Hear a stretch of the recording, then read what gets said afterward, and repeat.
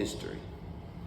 Now, I'm not going to focus on a particular subject in this video, but what I want to talk about or discuss is the fact that history has been told from a perspective in the last 500 years, maybe even 1,000 years, that has been Eurocentric. Since about maybe 100 years now, we've had a contrast where writers have been going against that narrative, and then they've been labeled Afrocentric. Okay.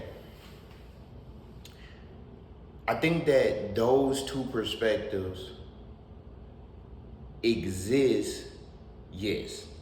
But I think once we start labeling things, we automatically shut down when it comes to processing information. Okay? Information should be shared freely to everyone. Once upon a time, information was only kept for the elites. And you can say today the same thing is going on.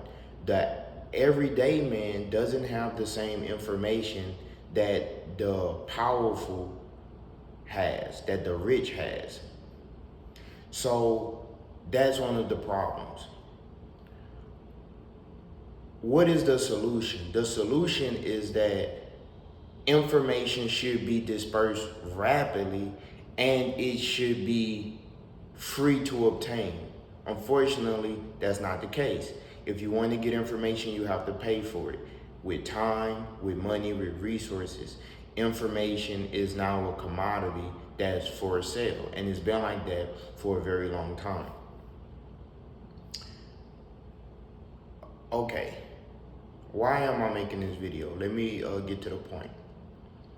I noticed that when we discuss history, when we read books on history, when we watch a film or a movie, history is at work and certain premises have to be accepted in order for that picture to be accepted. So for example, if you think about Greeks, Romans, well, let's go back a little bit further. Egyptians, Greeks, Romans, the picture of Europeans is dominant.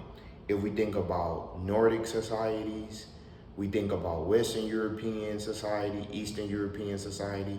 When we think about Native American culture, Mesoamerican culture, Mesopotamian culture, an image, some way, shape, or form of Eurocentric view is placed in the middle of that, even if they have no reason to be there. And so people who are labeled Afrocentric often are trying to right an historical wrong that exists in the way that information is given to us. Okay. Let me draw a few examples. When Black people talk about our history, we're labeled as Afrocentric for the most part. However, no one questions why there is a 7,500-foot statue of white Jesus over Brazil. No one questions why the Statue of Liberty is standing big and tall in the New York Harbor. No one questions why the president's heads are carved into stone in North Dakota. No one questions on average why certain biblical figures have been Europeanized, even though the land that they come from is in the desert and is on average 100 degrees outside year round. When people take the history, show that a system of iconoclasts existed. So what iconoclast is during the Renaissance in Italy,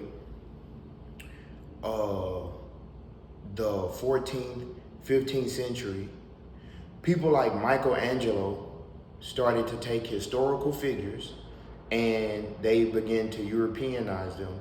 And then later on, that was used as a psychological weapon during colonization. So that's why we have this picture of the Last Supper that was painted by Michelangelo with us today. Okay.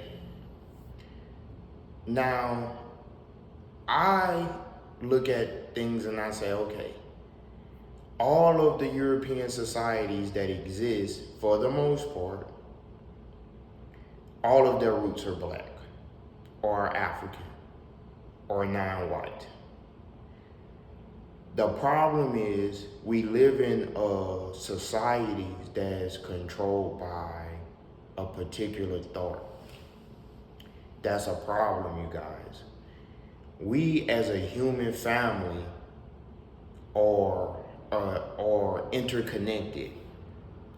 So when you say this particular culture is only European and it has no outside interactions with any other group, that's going to be inherently false for the most part, because humans are interconnected.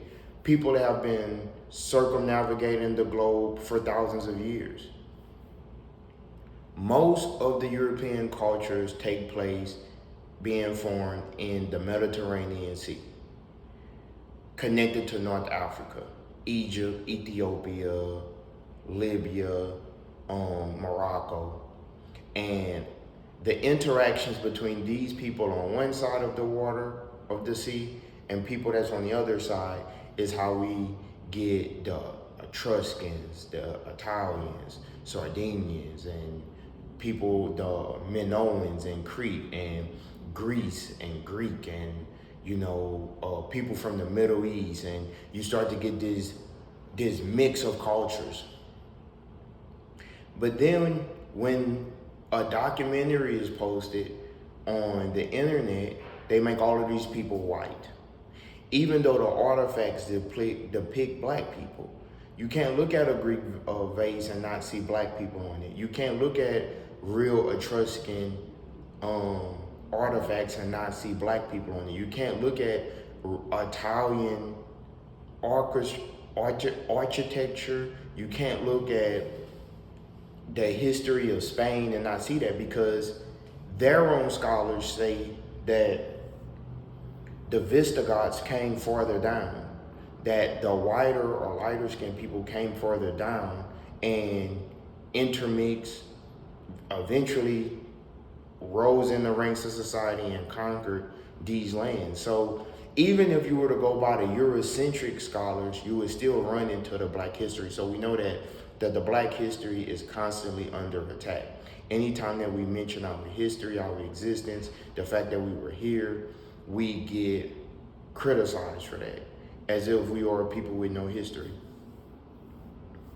The same thing takes place in the Americas. It's an attempt to state that the Native Americans are only people that came across the Bering Strait from Asia, and that there's no other possible way that people could have entered the Americas, even though we know that there's currents that come from Africa, even though they have pictures in museums of the indigenous people being black, even though in the British Museum in London, they have artifacts on the Americans showing the indigenous people. Even in the German Museum in Berlin, they have artifacts of black Egyptians and black people from the Byzantine Empire when Rome fell. Even though our history is heavily documented, if you speak on this or you write about this, you're labeled as Afrocentric. I have a problem with that, because it's shallow at the end of the day. I think that we should just spread the knowledge freely. No one can solely claim all of the history. Black people can't solely claim all of the history because we had interactions with other people. We're all one big human family. And it's like we're arguing about what piece of the inheritance is ours. We have to get out of that mentality, because when we study history, one thing one of my mentors, Fuller, said is that we should study history to see what did we do wrong and how can we avoid making that same mistake again. That's why we should study history.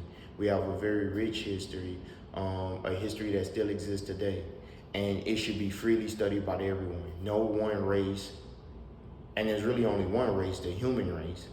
But we have people that created an ideology that there's different races. And as a result, the family tree is broken apart. And here we are fighting over inheritance. We all inherit this culture. We all inherit the earth. You, me, no one else did anything to inherit this. We were just born here. You don't get to control, you shouldn't be able to control the land, the sea, the ocean, the fish in the ocean, the electrical grid, all of this stuff. When you have people that's trying to control all these things, it's no wonder that the world is in chaos, because perhaps it wasn't meant to be controlled by one single group. Look how vast the planet is. So I think history should be studied freely. Science, culture, these things should be shared freely so that we can make the world a better place. That's just what I wanted to talk to you about. If you haven't already, hit like, share, subscribe this video. On my channel, I have a plethora of content: politics, religion, education, economics, talking about human conflicts, things of that nature. I would love to hear your opinion on this subject, even if it doesn't align with mine.